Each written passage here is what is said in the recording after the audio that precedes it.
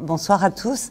Et je disais à Marc que c'était un plaisir de vous retrouver comme ça et que ça fait quand même quelques années maintenant que je n'ai pas fait de conférence sur mes missions spatiales. Alors ça me fait plaisir aussi parce que j'ai toujours autant de bonheur à en parler. Et on va passer donc un petit peu de temps aujourd'hui pour évoquer cette aventure tout à fait exceptionnelle. Marc disait qu'on n'était pas très nombreux. C'est vrai qu'il y a à peu près 550 personnes dans le monde qui ont eu la possibilité de faire une mission spatiale, d'être un astronaute ou un cosmonaute dans ces missions. Et pour faire suite un petit peu à la table ronde précédente, il y a 10% de femmes. Il y a une cinquantaine de femmes qui ont eu la chance de voler. Et d'ailleurs, peut-être j'y reviendrai, dans la sélection organisée par le Centre national d'études spatiales à laquelle j'ai candidaté pour devenir une candidate astronaute puis avoir la chance de voler. Il y avait 10% de candidatures féminines. On s'est retrouvé à 1000 candidats et 100 femmes parmi ces 1000 candidats. Et j'ai eu la chance d'être la femme sélectionnée sur les 100. Et pour continuer à parler un tout petit peu du thème précédent, on n'a pas énormément progressé depuis ces 20 années, puisque c'était 1985, 30 années, mon Dieu, que le temps passe vite. La sélection à laquelle j'ai participé, il y a eu une sélection de l'Agence spatiale européenne en 2008, donc quand même longtemps après celle de 85. Et là encore, il n'y avait que 10% de candidatures féminines. Et il y a une jeune femme, une Italienne, Samantha Cristoforetti, qui va avoir la chance de voler dans la Station spatiale internationale au mois de décembre. Donc on suivra la mission de Samantha, qui est celle qui m'a succédé à l'Agence spatiale européenne. Oh, merci. Donc c'est un plaisir d'évoquer ce sujet, et pour dire effectivement que la science, la technique, la recherche, tout ça, c'est motivé souvent parce qu'il y a une passion. On a envie de s'engager. Et moi, je crois que j'ai eu une chance extraordinaire de commencer, je dirais, ma carrière passionnante de chercheur sur un sujet en or, je dirais. Parce que pour moi, l'espace, dans toutes ses composantes, c'est pour ça que j'ai dit sciences et techniques, aussi bien dans ses composantes techniques, et si vous restez un petit peu tout à l'heure, il y aura un plateau où on va parler des sujets plus techniques liés au spatial, mais que ce soit sur ces sujets scientifiques d'exploration, de repousser ces frontières de la connaissance.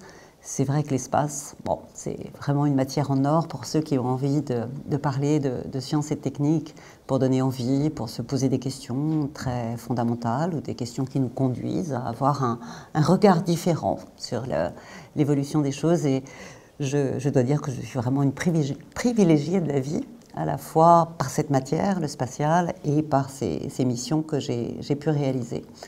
Alors je vais vous les présenter comme quelque chose qui est une grande aventure. Et vous allez voir que je vais parler de l'aventure scientifique, de l'aventure technique de ces missions. Je vais aussi vous parler de l'aventure humaine, parce que j'ai eu la chance de passer 10 années de ma vie en Russie pour l'entraînement, et que j'ai découvert la Russie en 1992. J'y suis restée jusqu'en 2001, donc presque 10 ans, 9 ans. Et vous imaginez là aussi comment on se retrouve dans un pays en pleine évolution. 1992, c'est une transformation profonde de l'Union soviétique à la Russie, encore un endroit un peu fermé. Vous allez voir des images du centre d'entraînement des astronautes qui est à la Cité des Étoiles, Zvezny Gorodok, près de Moscou.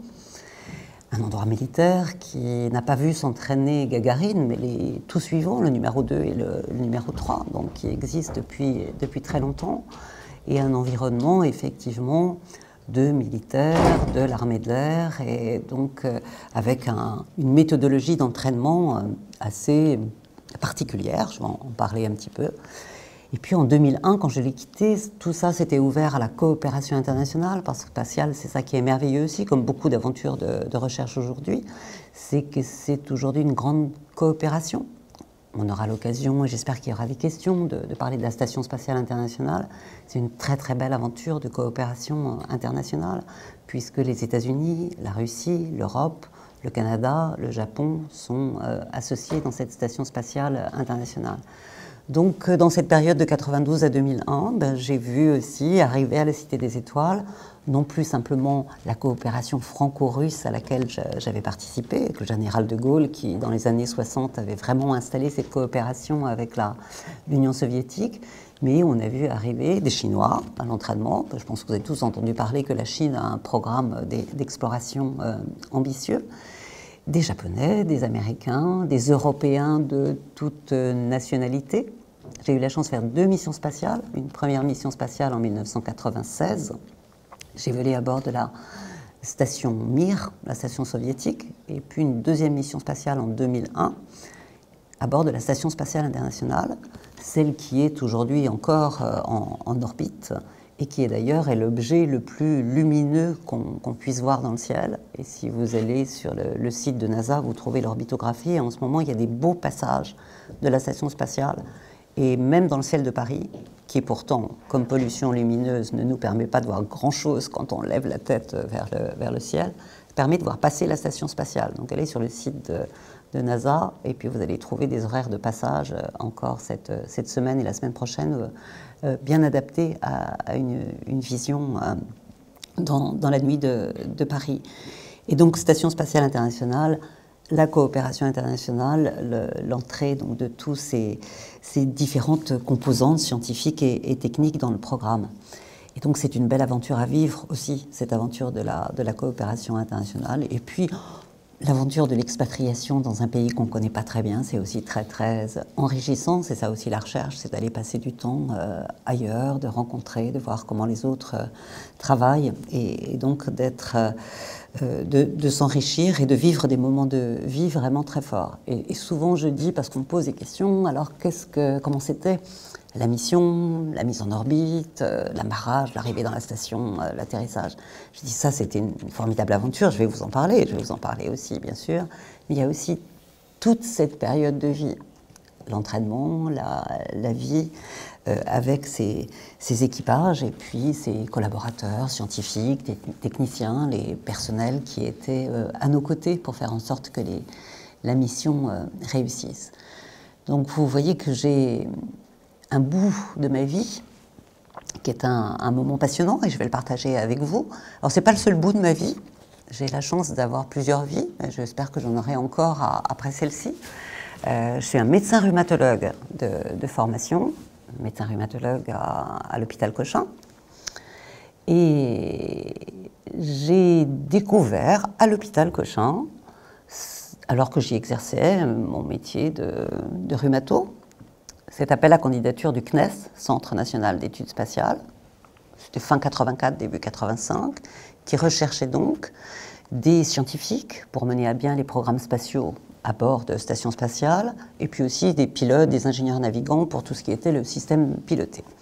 Alors pour la candidature dans la catégorie scientifique, il fallait un doctorat. Bon, docteur en médecine, j'avais mon doctorat dans la poche, pas de souci.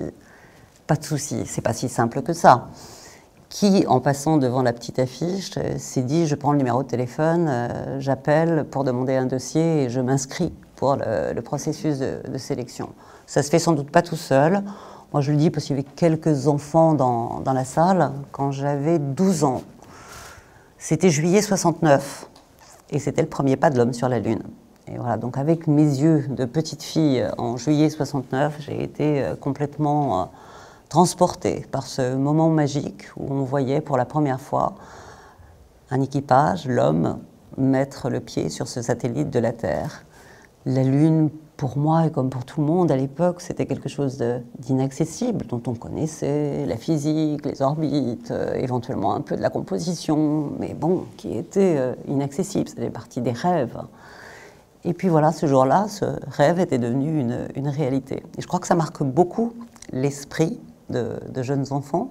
Et si on peut avoir aujourd'hui des rêves, des projets, je crois qu'il faut qu'on essaie à nos enfants de leur transmettre cette idée qu'un rêve c'est important pour construire sa vie, que ça peut alimenter des passions, des envies, et c'est ce qui s'est produit pour moi.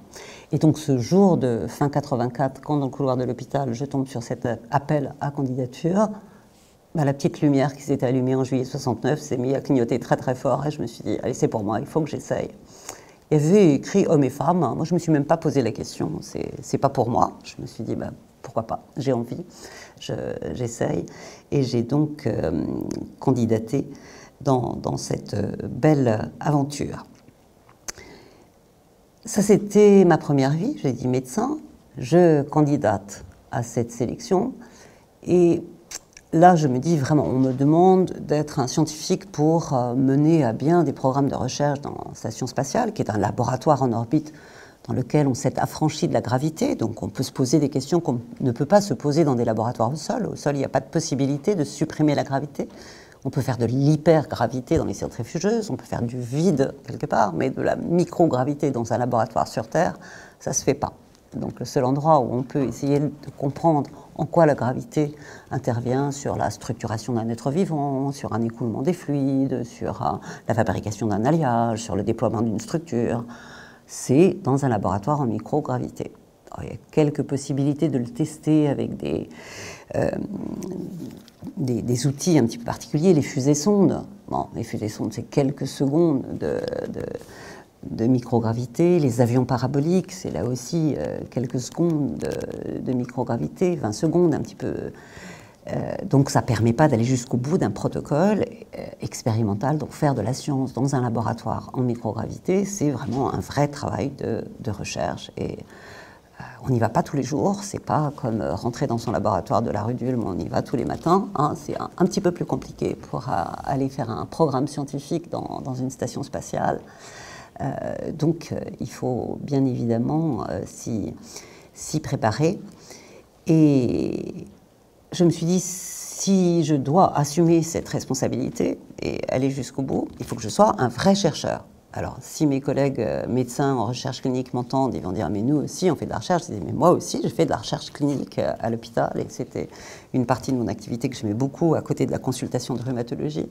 Voilà, j'ai souhaité vraiment m'impliquer dans la recherche et je me suis donc inscrite dans un DEA et une thèse de sciences. Et j'ai eu le bonheur de faire une thèse en neurosciences dans le laboratoire du professeur Berthoz, à l'époque rue de l'École de médecine, puis qui est ensuite venu au Collège de France. Et j'ai appris ce métier de chercheur et je me suis passionnée pour ces activités de recherche et de thèse dans le domaine des neurosciences. Donc voilà, 2 morceaux de vie et de carrière. On va passer un grand moment, je vais vous montrer quelques images des missions spatiales. C'est 10 années de ma vie consacrées au spatial. D'abord avec le CNES, comme je le disais, Centre national d'études spatiales, et à partir de 1999 avec l'Agence spatiale européenne, ESA, European Space Agency. Parce qu'à un moment donné, on s'est dit, il y a peu d'astronautes de différentes nationalités européennes, on va les regrouper tous ensemble pour les entraîner ensemble, pour les faire se préparer ensemble.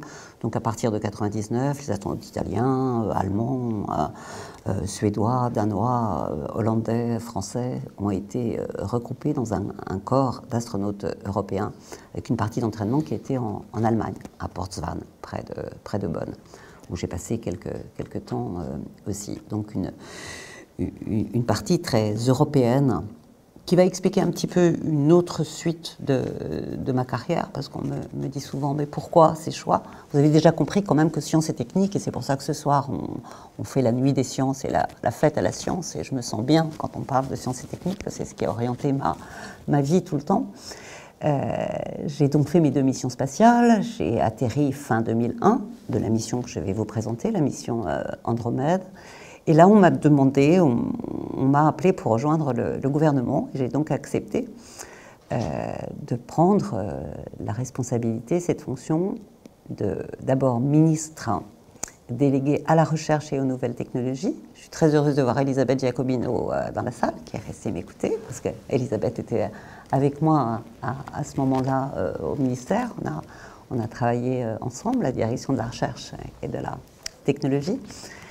Et voilà, une période passionnante, intéressante, difficile, complexe, mais avec beaucoup de grand bonheur d'essayer de donner une impulsion par un engagement pour la recherche et essayer de trouver les bonnes façons, les bons sujets, les bonnes stratégies, les bons partenariats et la bonne façon de pratiquer une recherche de qualité comme vous l'avez signalé, qui fait que la France et ses équipes de chercheurs sont reconnues dans le monde entier pour la qualité de leurs travaux.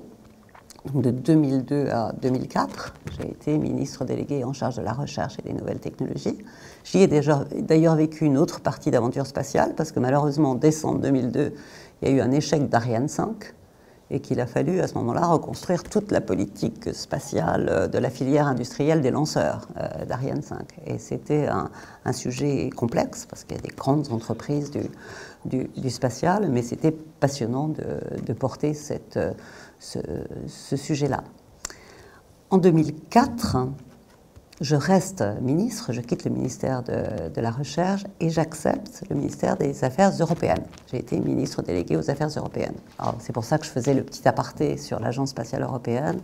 L'Europe, c'est quelque chose dans lequel je crois dans beaucoup de domaines, beaucoup de valeurs, beaucoup d'histoires et beaucoup de projets à construire, bien évidemment dans le domaine de la recherche, mais aussi parce que on porte des valeurs, on a un destin, on a un passé commun, on a un destin à construire et que voilà, j'avais envie de continuer à m'engager sur le sujet.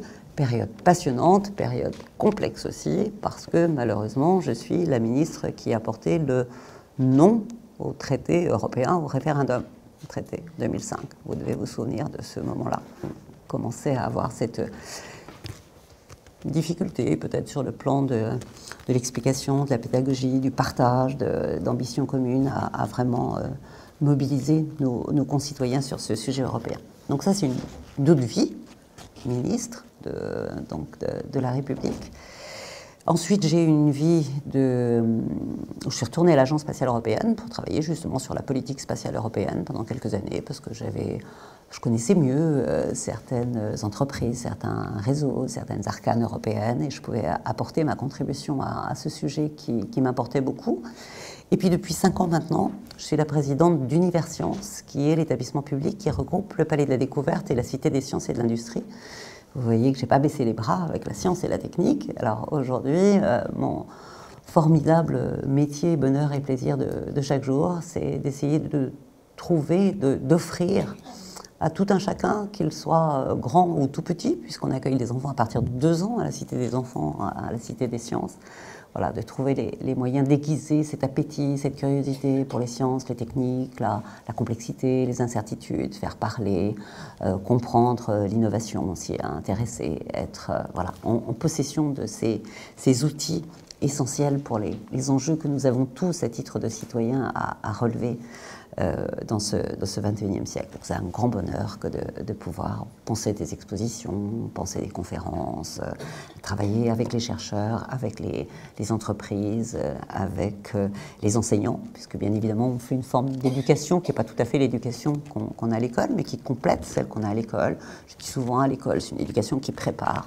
Moi, je vais être dans l'éducation qui inspire. Voilà, inspire. J'ai toujours envie d'allumer des lumières, parce qu'à un moment donné, moi, il y a eu des lumières qui se sont allumées dans ma tête et dans mes yeux.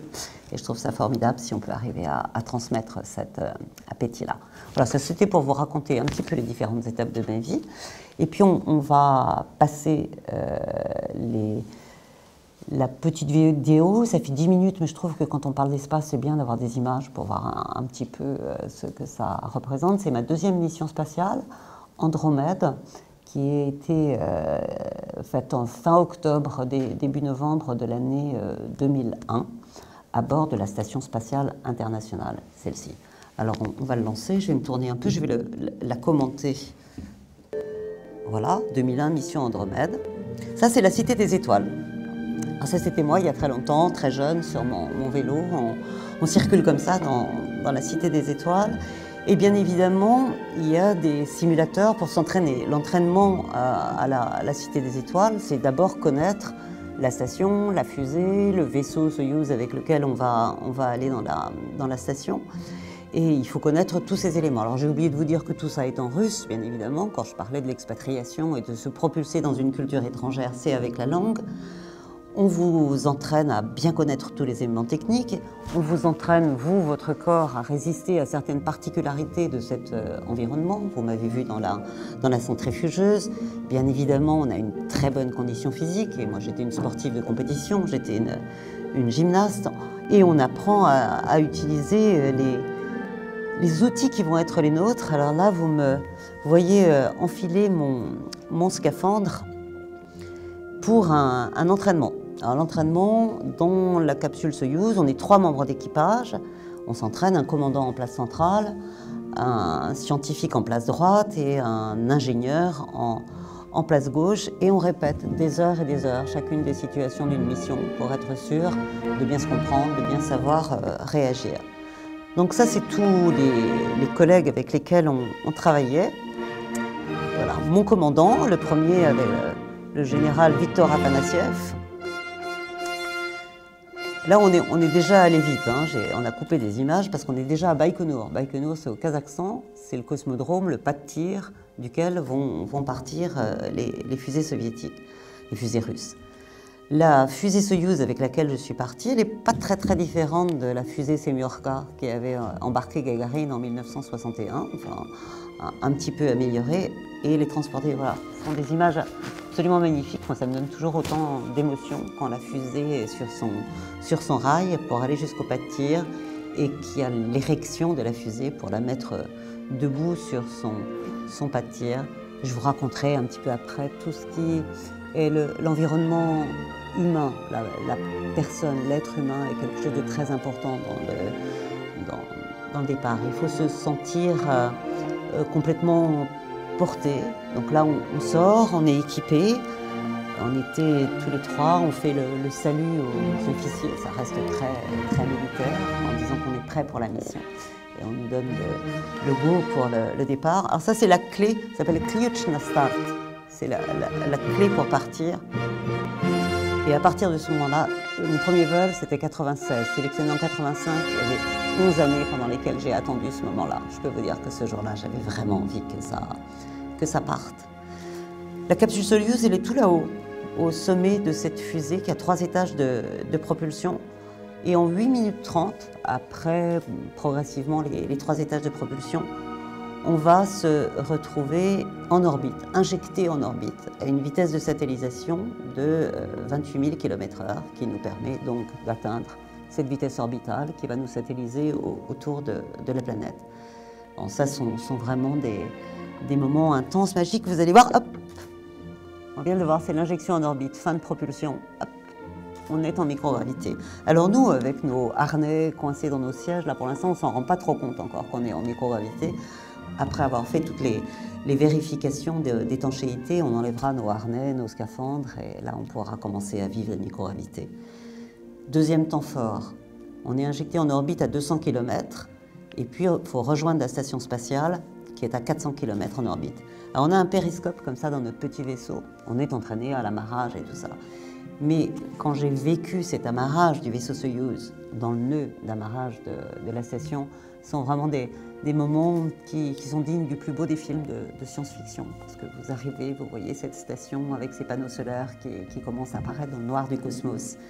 Et puis voilà, tout doucement, vous conduisez les opérations qui vont faire arriver le cône de votre vaisseau Soyouz, toc, dans le nœud d'amarrage. Donc ça, c'est ce qu'on a appris à gérer dans tous nos simulateurs pour être sûr que tous les paramètres de l'amarrage sont parfaits, ok.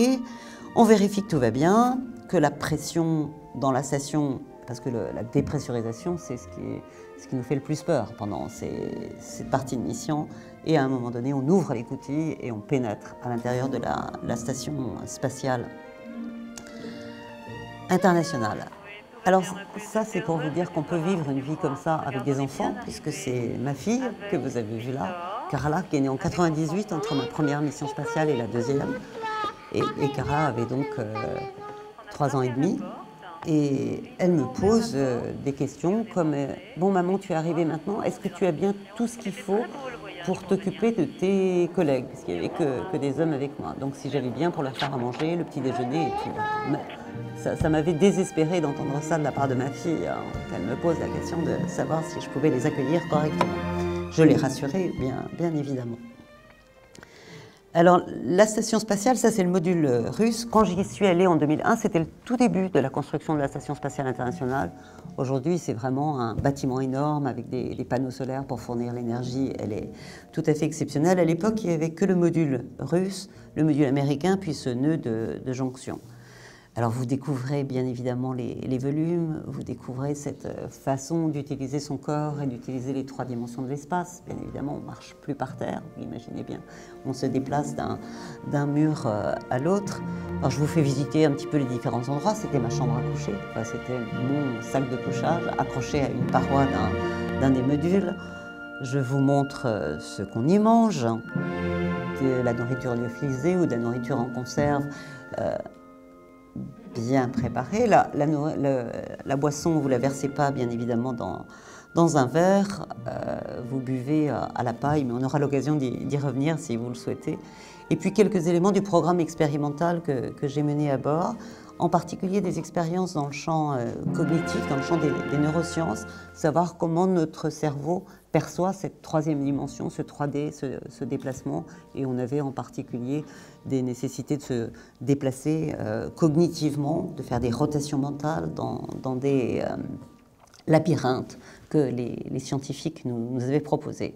On teste bien évidemment aussi comment le système cardiovasculaire, les pressions hydrostatiques, les régulations de la pression artérielle se modifient en microgravité. Donc beaucoup d'expériences dans le champ de la physiologie, de la médecine. Là, c'était des expériences en biologie du développement, parce que j'avais emmené avec moi des pleurodèles, des salamandres, pour lesquelles on avait testé le développement donc sans facteur de gravité de l'œuf, avec les asymétries, les transformations que pouvait avoir le développement dans la symétrie ou pôle végétal, pôle animal du développement d'un œuf. On avait des expériences dans le champ de la physique des plasmas, je ne crois pas qu'on a vu d'image là, des expériences d'astrophysique en particulier. Je devais étudier ces éclairs qui sont au-dessus de l'atmosphère et qu'on ne peut voir que quand on est au-dessus de l'atmosphère. Ce sont des éclairs remontants, les spikes, et non pas des éclairs descendants. Voilà. Donc un programme de travail tout à fait intéressant, mais très prenant en temps. Et quand on va évoquer les durées de mission, c'est vrai qu'une mission de 10 jours, une mission de 3 semaines, c'est vraiment très court pour arriver à faire tout ce qu'on souhaiterait faire, en particulier prendre ce temps de s'absorber, d'absorber son regard dans les hublots de la station, soit du côté terre, comme celui que vous voyez ici, ou du côté cosmos. Cosmos noir, infini, mystérieux, et tout à fait magique à regarder. Donc voilà à peu près ce qu'on voit par le hublot, à peu près un tiers de terre, 28 000 km/h, on fait un tour de terre en 90 minutes, donc chaque jour on fait 16 orbites, donc 16 levées de soleil, 16 couchers de soleil, 16 levées de lune, 16 couchers de lune à l'horizon de la Terre. Mieux que le Petit Prince, j'avais même pas besoin de changer ma chaise de place. Et voilà, des moments tout à fait magiques. C'est vrai que j'ai grappillé beaucoup sur mes heures de sommeil pour pouvoir aussi m'imprégner de ces perceptions, de ces visions, puis pouvoir les transmettre, d'en parler au cours de mes conférences ou des exposés sur ce sujet. Là, c'est Lionel Suchet qui était le chef de projet français sur cette mission, parce qu'on a des équipes d'ingénieurs, de techniciens et de scientifiques qui sont nombreuses pour réaliser ces missions. Et ils nous ont beaucoup accompagnés. Alors la mission passe très vite, là aussi le film il passe très vite. Et à un moment donné, vous réintégrez votre vaisseau Soyouz, vous refermez l'écoutille, vous désamarrez le vaisseau Soyouz de la station, vous mettez une impulsion de freinage pour perdre de la vitesse, et vous rentrez dans l'atmosphère. Et vous atterrissez dans les steppes du Kazakhstan. Ça devait être à Djerkasgan, cet atterrissage-là. Alors c'est un peu sportif, on y reviendra si vous voulez qu'on en parle, parce qu'on descend, vous l'avez vu, sur une grande coupole de parachute, 1000 m² de coupole de parachute, mais malgré tout, l'impact au sol est quand même un impact viril, comme le disent mes collègues cosmonautes masculins. Mais ce sont des moments absolument passionnants sur une mission courte. Ça, c'était quelques heures après le retour. On retrouve ces réflexes de marche et de se sentir bien très rapidement. C'est un petit peu plus compliqué sur les missions spatiales de longue durée où il faut une rééducation un petit peu plus progressive pour revenir. Voilà, on a fini ce que je voulais vous montrer. Merci d'avoir montré cette vidéo. Voilà, ça met un petit peu en appétit pour voir ce qu'est une mission spatiale. Peut-être que je vais vous laisser poser des questions. Et puis, à partir de vos questions, ça va me permettre de développer certains des thèmes. Il y a la partie d'aventure, il y a la partie dynamique de la mission, la mise en orbite, la vie à bord, le retour, on peut en parler. Il y a le programme scientifique à bord, si vous voulez que je vous apporte des éléments. Et puis, il y a tout cet environnement, effectivement, soit des équipes, soit des gens qui sont sur place à la Cité des Étoiles ou à Baïkonour pour faire en sorte que ça réussisse. Et, voilà, ces moments magnifiques de l'aventure. Moi, j'ai bien envie de répondre à vos questions. Alors, c'est la question, oui, de la peur, de l'appréhension qu'on me pose souvent. Alors, se préparer à une première mission spatiale, c'est 18 à 24 mois d'entraînement pour une première mission. Et moi, quand je suis arrivée en 92, j'ai d'abord été une doublure, backup. On envoie toujours 2 cosmonautes à l'entraînement, parce que, comme je vous le disais, c'est des équipes, c'est des coûts, c'est compliqué, donc il faut être sûr que la mission va se faire au moment décidé. Et il peut toujours y avoir un problème physique, physiologique.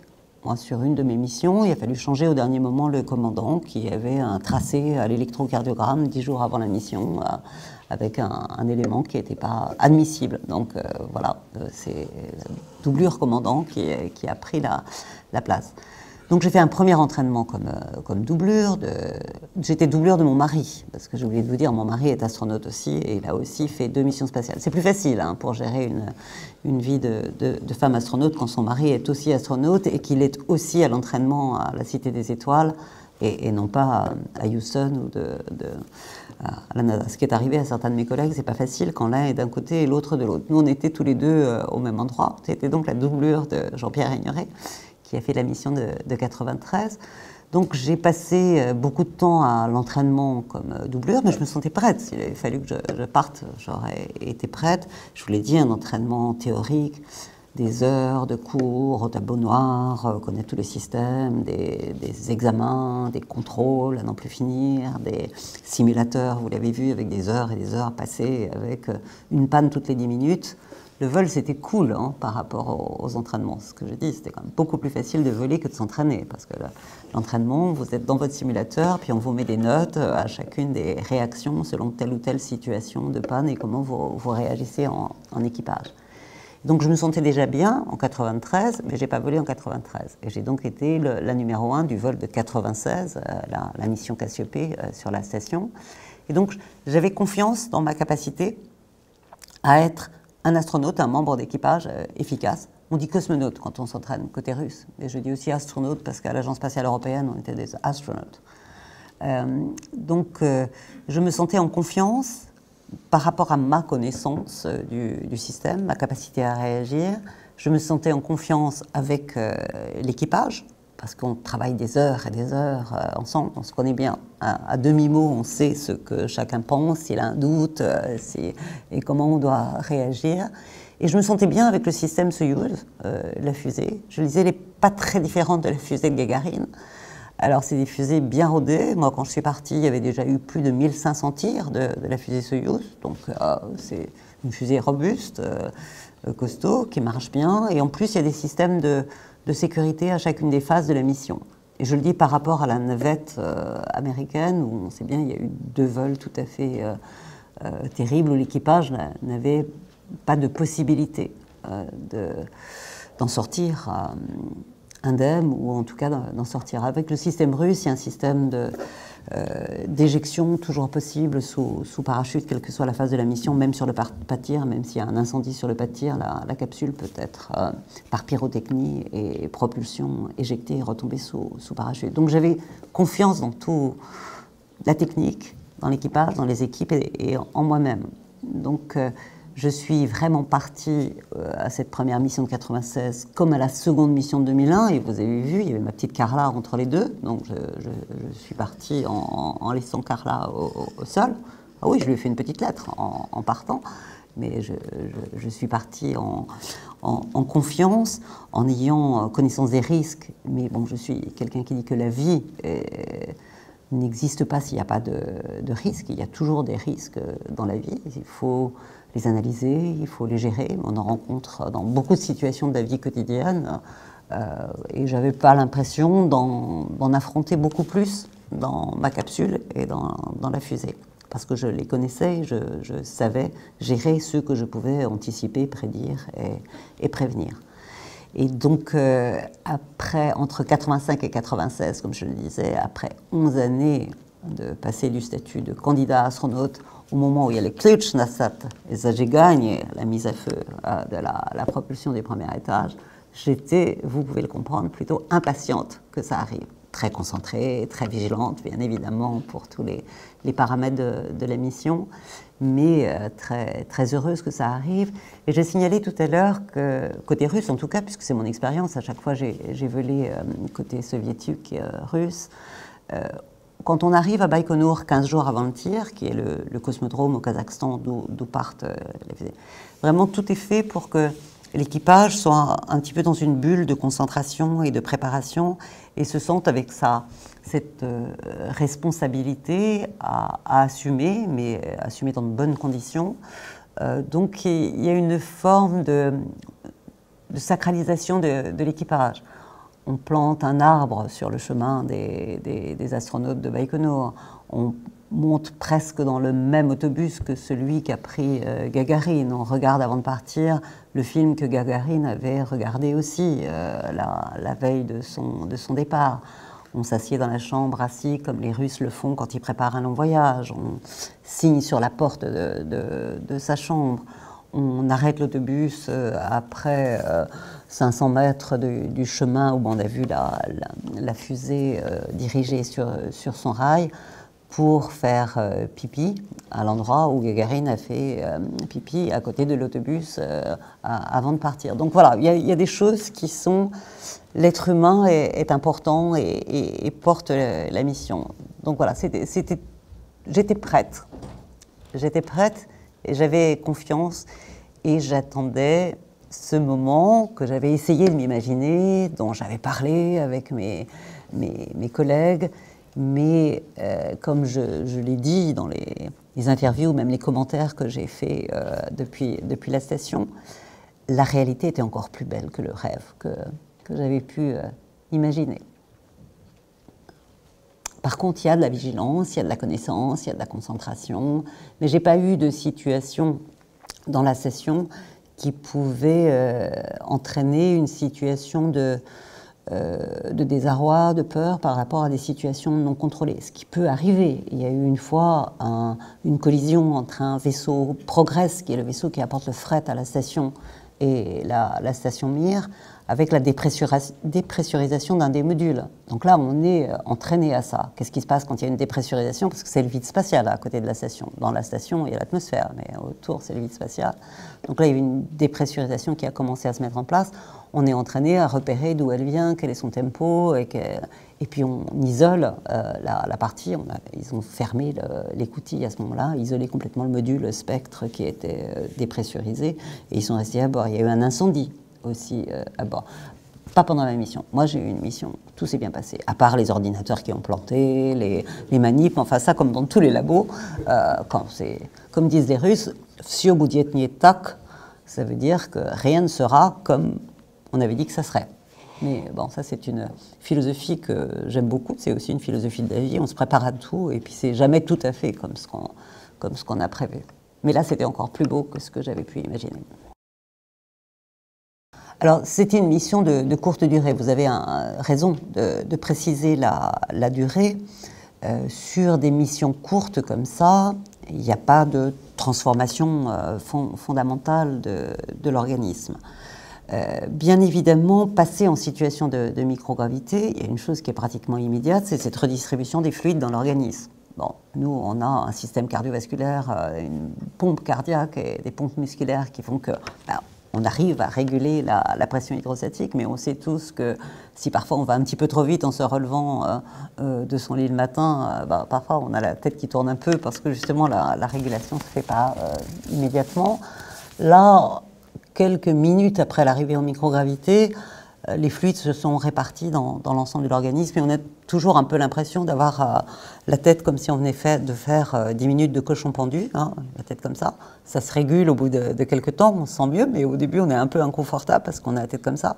Il y a un avantage pour vous, mesdames, c'est qu'on ne voit plus les rides, parce qu'on a le visage un petit peu... un édème, mais qui se régule là aussi métaboliquement. Il y a une régulation au niveau urinaire et métabolique qui fait que ça rentre dans l'ordre assez vite. Et puis il y a un deuxième élément inconfortable au départ et sur lequel on s'adapte, et je crois qu'il faut essayer de s'adapter le plus vite possible, c'est de passer d'un environnement en 2D, avec nos référentiels habituels de terrien, il y a un haut, il y a un bas, il y a un avant, il y a un arrière, à passer à un environnement de 3D, dans lequel, voilà, c'est plus tout à fait comme ce que vous avez répété dans le simulateur, là aussi, où le labo, il avait un haut, un bas, et où on savait à peu près dans quel sens ça allait. Quand vous arrivez dans une station, la station Mir, il y avait 6 modules à l'époque. Bon, le premier jour, vous ne vous sentez pas complètement à l'aise à trouver le module du haut, le module de derrière, celui de droite, de gauche. Bon, vous avez des petits moments d'errance au début pour bien se retrouver ces références. Et puis quand vous regardez par le hublot, la première fois où j'ai regardé par le hublot, le ciel était en dessous de la Terre. Et j'ai fait le tour du hublot, enfin c'était pas le ciel, c'est le cosmos, hein, parce qu'à cette altitude-là, parce que j'avais besoin de remettre le ciel au-dessus. Et l'Afrique était au-dessus de l'Europe. C'est pareil, j'ai tourné autour du hublot la première fois pour me remettre dans le bon sens, le sens de mes atlas de géographie. Et puis après, d'ailleurs, ça m'intéressait parce que j'ai fait une thèse en neurosciences et j'ai travaillé sur ces processus de rotation mentale et ces plasticités sur le plan de la cognition. Et voilà, je trouvais ça absolument formidable de voir comment les choses pouvaient se recaler, s'adapter. Ce qui, en tant que médecin d'ailleurs, m'a donné beaucoup d'interrogations positives sur le fait qu'on a des capacités non utilisées d'adaptation à des environnements différents de l'environnement habituel, normal. Donc j'ai découvert cette possibilité de liberté du corps, de déplacement, qui étaient plutôt des éléments positifs. Je ne suis pas susceptible au mal de l'espace, mais certains de mes collègues astronautes ont été très susceptibles à ces éléments-là. Et un peu comme l'histoire de la pression hydrostatique, ces perturbations cognitives ou de l'appareil vestibulaire, bien évidemment dans le contrôle des mouvements de la tête et de la circulation des liquides de l'oreille interne, peuvent provoquer des nausées, voire des vomissements, le fameux mal des transports. C'est une forme de transport un peu particulier, mais ça correspond au mal des transports. On nous y entraîne, je ne sais pas d'ailleurs si vous avez vu des images, à un moment donné, on nous met sur un tabouret tournant pour nous apprendre non seulement le tabouret tourne, mais on vous demande de pencher la tête d'avant en arrière et de droite à gauche. Alors vous voyez, le système vestibulaire, pour dérégler, ça fonctionne très bien. Donc on apprend aussi à gérer ces situations. Donc voilà, sur le neurosensoriel, le cardiovasculaire. Et puis pour le reste, vous l'avez vu, le déplacement, le tonus musculaire, il n'est pas du tout le même. Vous n'avez pas besoin de tenir en éveil vos muscles de la nuque pour tenir la tête, qui pèse presque 10% du poids du corps. Et on le sait très bien, quand on s'endort, c'est la tête qui tombe en premier. Là, il n'y a pas besoin d'activer sa masse musculaire. Donc c'est un sentiment de bonheur et de liberté et de confort tout à fait extraordinaire.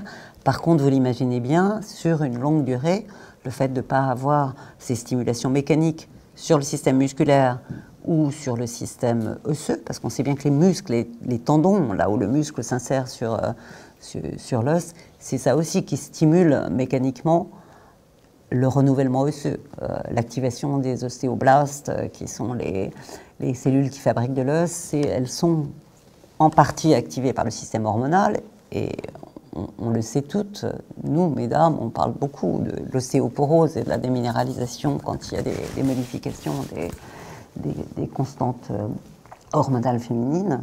On ne parle pas suffisamment de l'ostéoporose de l'homme, d'ailleurs. Hein, ça, c'est un petit problème par rapport au sujet d'avant, quand on parlait de femmes et sciences. On a souvent considéré certains sujets en les regardant de façon un peu genrée, et on a laissé passer beaucoup d'ostéoporose masculine parce qu'on s'est dit que l'ostéoporose, c'est lié à la diminution des hormones féminines. Mais il n'y a pas que ça.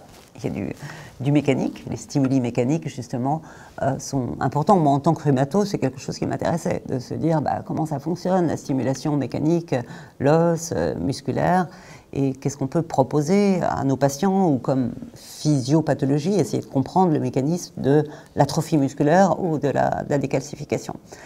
Ça, on ne le voit pas apparaître sur des durées courtes, mais on le voit apparaître sur des durées longues. La déminéralisation et la myotrophie musculaire. Donc, moi, vous ne l'avez pas vu là parce que j'en ai pas fait beaucoup à bord, mais dans les vols de longue durée, aujourd'hui, le séjour d'un astronaute dans l'espace, ce sont des missions de 6 mois, aujourd'hui. C'est plusieurs heures par jour, 2 heures par jour d'entraînement physique. Il y a des tapis roulants à bord. Alors bien évidemment, vous êtes harnaché, parce qu'il faut reproduire une espèce de force de gravité par contrainte avec des élastiques sur le système. Et puis vous avez des appareils de musculation. D'ailleurs, très drôle, vous vous promenez d'un module à l'autre, et puis là, d'un seul coup, vous tombez sur votre collègue américain qui a les pieds au plafond et qui est en train de faire ses exercices de pompe. Il n'est pas dans le bon sens, mais bon, c'est pas grave, c'est la vie à bord, et c'est ça qui fait du bien aussi. Donc, effectivement, à long terme, il peut y avoir des conséquences. Il faut essayer de les prévenir le plus possible pendant la mission. Il y a des compléments alimentaires, il y a l'exercice physique à bord. Et puis, la rééducation au retour après un vol de longue durée est une rééducation, comme je le disais, beaucoup plus progressive. Quand vous revenez même d'une mission courte, c'est vrai que les premiers pas sont un peu branlants parce qu'il faut retrouver tout le fonctionnement à la fois de nos capteurs vestibulaires pour retrouver son équilibre, et puis ces capteurs qui sont ceux de la surface cutanée, l'extéroception, ou celle des muscles, la proprioception, pour bien recalibrer son mouvement. Donc les premiers pas sont un peu chancelants, puis après on a un organisme tellement formidable que ça récupère très très vite, et qu'on est très vite capable de marcher, de reprendre une activité. C'est un petit peu plus long, donc après les vols de longue durée. D'ailleurs, la rééducation se fait beaucoup au départ en piscine. La piscine, c'est aussi une façon de simuler cette gravité moins importante, là par le phénomène du principe d'Archimède, et plus par le fait qu'on a enlevé l'impact de la gravité par la vitesse de satellisation. Et donc voilà, pour répondre à cette question. Ce sont des sujets passionnants, ce sont des sujets de recherche intéressants, alors pas toujours faciles à complètement exploiter. On me pose souvent la question, mais qu'est-ce qu'on a comme résultat? Alors, il commence à y avoir pas mal de résultats accumulés, mais vous le savez, en recherche, il faut être reproductible dans le protocole expérimental qu'on fait, il faut avoir des populations de sujets qui sont bien... Par exemple, il y a très peu de femmes qui ont volé sur des vols de longue durée. Donc moi, je ne sais pas vous parler aujourd'hui de l'ostéoporose de la femme pendant un vol de longue durée, parce que pour l'instant, il y a 3 sujets. Qu'est-ce qu'on peut dire sur 3 sujets? Alors, je peux vous dire plus de choses sur les pleurodèles, ou sur la physique des fluides, ou la physique des plasmas, parce que ça peut être plus répétitif. Mais ce sont des sujets importants. Des sujets importants, je le disais, pour éventuellement des retours au sol. Bon, moi, je veux dire, en tant que rhumato, ça m'intéressait de pouvoir penser à d'autres causes, d'autres physiopathologies, d'autres traitements potentiels de l'ostéoporose ou de la myotrophie. C'est aussi la possibilité de se préparer pour les phases à venir de l'exploration spatiale. Parce que l'exploration spatiale, depuis 1961, c'est l'orbite basse. De 69 à US 73, il y a eu les missions lunaires. Depuis 1973, personne n'est allé au-delà de la banlieue de la Terre, 400 km en orbite. Et c'est vrai qu'aujourd'hui, on se pose la question de quelle est la prochaine étape d'exploration habitée. Exploration automatique, peut-être on aura le temps d'en parler tout à l'heure quand on sera sur le plateau de la Web TV. Il y a des missions de sondes automatiques absolument somptueuses, remarquables qui se font. Et je pense que vous avez tous entendu parler de la mission Rosetta de l'Agence spatiale européenne qui a été lancée il y a 10 ans et qui consiste à emmener une sonde à la mettre en orbite autour d'une comète, la comète Chimurov-Gerasimenko, et le 11 novembre, à peu près, ce sera le 10, le 11 ou le 12, je ne sais pas, la sonde Rosetta, en orbite autour de cette comète, va faire descendre un atterrisseur sur la comète. Donc, on va pour la première fois avoir un objet piloté, un atterrisseur qui va aller se poser sur une comète. Je trouve ça absolument somptueux de se dire qu'on peut faire des missions comme celle-ci. C'est une belle mission de l'Agence spatiale européenne et la sonde, l'atterrisseur Philae est une réalisation du CNES de l'Agence française. Une très très belle mission, j'espère qu'on va en parler. Vous avez déjà dû en entendre parler et on l'avait endormi pendant quelques temps, on l'a réveillé le 20 janvier après sa phase d'hibernation. Et puis là, elle commence à nous montrer des images de la transformation de la comète, les glaces, les vapeurs, parce qu'elle est pas très très loin du Soleil, elle est en train de se modifier. La comète, elle fait 4 km de longueur. Donc vous imaginez une sonde spatiale qui est partie à des centaines de milliers de kilomètres, à 135 000 km/h, ce n'est pas du 28 000 km/h, c'est encore bien au-delà, et qui va aller mettre un atterrisseur sur la comète. Donc, l'exploration, je trouve, ces frontières de la connaissance avec ces outils, c'est absolument somptueux. Et on pense aussi à la suite de l'exploration habitée. On s'est posé la question, est-ce que ça sera un retour sur la Lune ? Il semblerait aujourd'hui qu'on ne soit pas sur le chemin d'un retour sur la Lune, mais qu'on prépare plutôt une mission martienne. Alors, mission martienne, à quel horizon ? C'est plutôt du 2000, je sais pas, 40, 50, enfin, c'est pour nos enfants, c'est pas pour nous, même pas pour ma fille. Moi, ma fille qui a 16 ans, c'est même plutôt pour les petits-enfants. Et une mission martienne, c'est loin, Mars.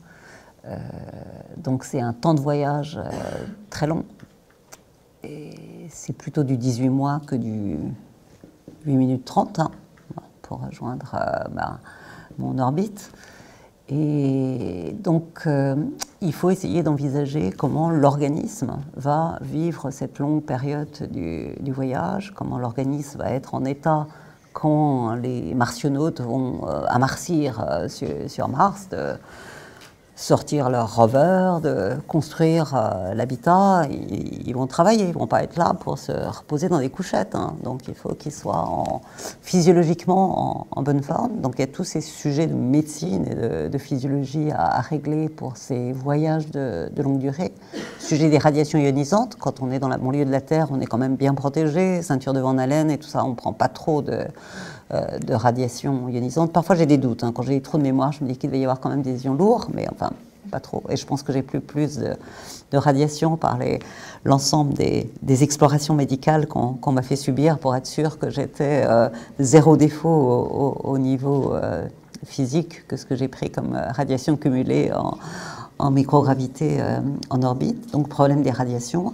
Et puis bien évidemment aussi tous ces problèmes psychologique, d'autonomie de l'équipage par rapport à des décisions à prendre quand vous êtes à 20 minutes de délai de communication entre le moment où vous avez un problème à signaler et le moment où le sol a reçu l'information et éventuellement trouve une capacité à vous répondre. Et que quand vous regardez par le hublot, vous voyez la Terre de la même taille que celle dont on voit la planète rouge quand on la regarde depuis la Terre. C'est quand même pas tout à fait la même chose que de se dire, comme vous l'avez vu, je désamarre et dans 3 heures, je suis de retour. Nous, on revient plus vite que des plongeurs en plongée profonde depuis la station spatiale. Il faut se rendre compte de ça, ce qui ne sera pas le cas pour les missions martiennes. Donc, tous ces séjours de longue durée, ces expériences réalisées dans ce sens, permettent de préparer cet avenir, tout comme les manips en physique des fluides sur la combustion permettent aussi de trouver des nouveaux modes de propulsion, parce que bien évidemment, un carburant ou une combustion ne se fait pas de la même façon en situation de microgravité qu'il ne se fait dans une situation habituelle de vol classique de nos avions, de l'aéronautique classique. Bon, je crois qu'on ne va pas... Oui, c'est une question... Vous avez... Je vais y répondre factuellement. Effectivement, aujourd'hui, il y a un jeu de force, de déclaration. Moi, je souhaiterais, parce que je pense qu'il y a la capacité au dialogue, à l'écoute et à entendre les positions de chacun, mais c'est vrai qu'aujourd'hui, il y a des manifestations un petit peu de force, et le responsable de l'agence russe a dit qu'en 2020, en rétorsion des sanctions que l'Union européenne ou les États-Unis prennent en ce moment, il n'y aurait plus d'accès à l'espace avec les systèmes russes. Il faut savoir qu'aujourd'hui, c'est une chose que je n'ai pas dit, à l'époque où j'ai volé, on pouvait voler soit côté russe avec le vaisseau Soyouz sur la fusée Soyouz, soit côté américain avec la navette spatiale. Vous savez que les navettes spatiales, elles ont arrêté leur fonctionnement, elles n'ont pas été renouvelées, et qu'aujourd'hui, aux États-Unis, ils sont en train de construire un nouveau système d'accès à l'espace, en particulier de façon intéressante avec un partenariat avec l'entreprise privée, et c'est plus simplement une commande publique que ces sujets de souveraineté. Et aujourd'hui, le seul moyen d'aller vers la station spatiale internationale, c'est effectivement le système russe aujourd'hui d'accès. Donc il y a effectivement une prise de position qui n'est pas au plus haut de la hiérarchie de la Russie, mais au niveau de l'agence qui met en position un petit peu délicate de négociation aujourd'hui, et pour la motorisation et pour de l'accès à l'espace. Moi, je ne perds pas espoir dans la possibilité d'un dialogue et de position raisonnable des deux côtés. La partie la plus surprenante pour moi, allez, on peut employer le mot stressant, c'est le retour. Ouais. Et c'est pour ça que j'étais heureuse de faire un deuxième vol, parce que comme j'avais pas tout compris du premier vol sur cette phase de retour, qui est heureusement une phase automatique sur laquelle l'astronaute n'a pas d'action à avoir, j'ai pu profiter de la deuxième mission pour vraiment profiter de chacune de ces secondes.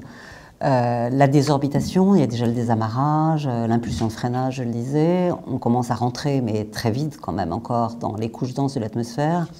Donc là, on ne le voit pas trop sur l'image, mais ça échauffe terriblement. Il y a un bouclier thermique sur la capsule. On rentre le cul avec le bouclier thermique dans les couches denses de la capsule. Nous, on ne sent rien, mais les hublots, ils commencent à prendre des couleurs qui passent très vite du rose clair au rose foncé et au noir, parce qu'à l'extérieur, ça brûle pas mal. On n'a plus de liaison avec le sol, parce que c'est une zone de plasma, les ondes ne passent plus. Donc, donc déjà ça, c'est pas stressant. Enfin, on a vu les éléments avant, on sait que les paramètres sont normaux, mais enfin, on aime bien être sorti du plasma et de réentendre le sol et d'être sûr qu'on est sur la bonne trajectoire. Ça fait du bien quand même. Et surtout après, on ouvre les parachutes pour arriver à l'ouverture de la grande coupole de 1000 m². Et bien évidemment, il y a plein de petits parachutes de freinage, de stabilisation avant d'arriver à la grande coupole. Et là, vraiment, la capsule va dans tous les sens. Et je parlais tout à l'heure de notre fonctionnement normal du système vestibulaire. Là, on ne sait plus où on est. On a l'impression d'avoir la tête dans le pupitre de bord. On a l'impression que le sol se dérobe. On est un peu fatigué. On revient. Il y a quand même 4 G d'accélération, aussi bien dans les phases de montée que dans les phases de descente. Donc ça, c'est des moments un petit peu... Donc c'est vrai que moi, la première fois, j'ai fermé les yeux parce que je ne savais plus où j'étais, dans quel sens ça allait. J'arrivais plus à retrouver le mode d'emploi parce que mes capteurs n'étaient pas adaptés à ce qui se passait. Mais comme je vous le disais, c'est une phase qui est faite pour ça, qui est complètement en automatique, c'est du passif, on est sous parachute, stabilisation. Mais le deuxième vol, j'ai gardé les yeux ouverts, je voulais en profiter jusqu'au bout. Voilà. Après l'atterrissage final, à 80 cm du sol, on allume des rétrofusées qui permettent d'amortir un petit peu l'impact. Donc, s'il n'y a pas de vent, que vous êtes bien pendu sous le parachute, les rétrofusées fonctionnent bien, ça amortit un petit peu. Mais s'il y a du vent et que la capsule fait ça, les rétrofusées, elles amortissent rien du tout. Et là, ça cogne bien. Et mon deuxième vol, on a bien cogné. Mais on a un siège qui est taillé à nos mesures avec une coque de protection. Enfin, voilà, il y a des risques, mais ils sont gérés. Mais c'est super. Voilà. J'espère que je vous ai fait passer un bon moment.